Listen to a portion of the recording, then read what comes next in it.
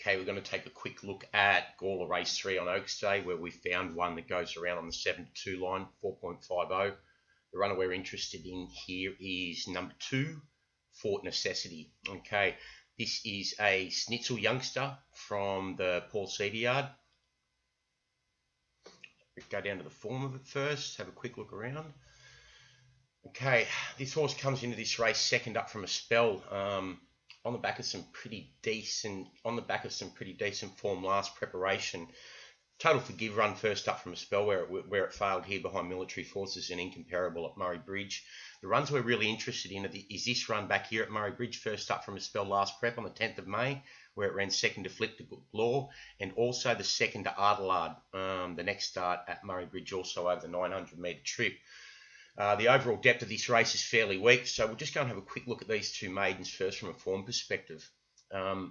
This first up run here at Murray Bridge, Flip to Gawler, who knocked it off that day, has since put together a pretty decent record, running second to With Hope and second to Senor Gordy at Gawler, both decent types of races.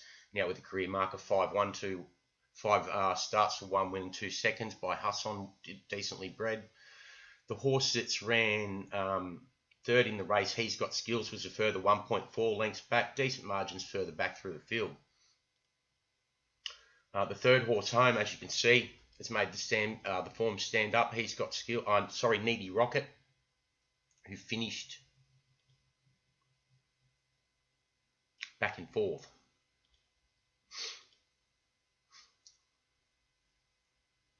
The fifth horse home came out and won next start, Murray Bridge.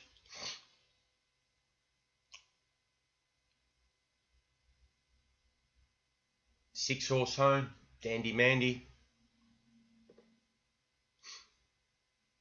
Seventh horse home,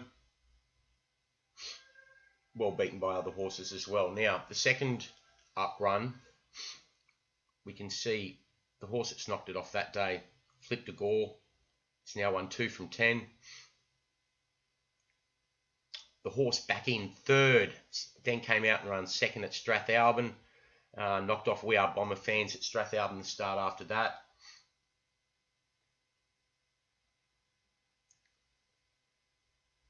This is that second up. Second.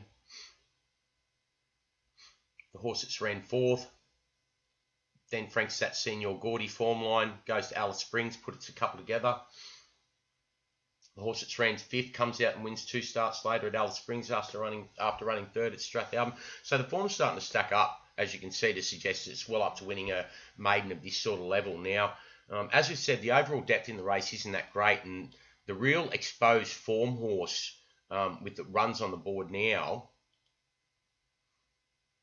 is right down the bottom in the form of Punch on Journey. But we've got a little bit of a concern about the scope for more for this one, and the other one does seem to have it covered from a form perspective. We won't go too deep into it. We've done it previously.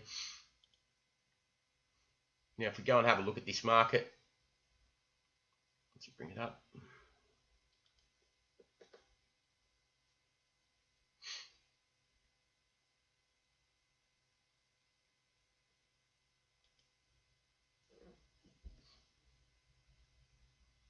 Okay, we can see Fort Necessity on the 4.20 line after drifting out from 3.6.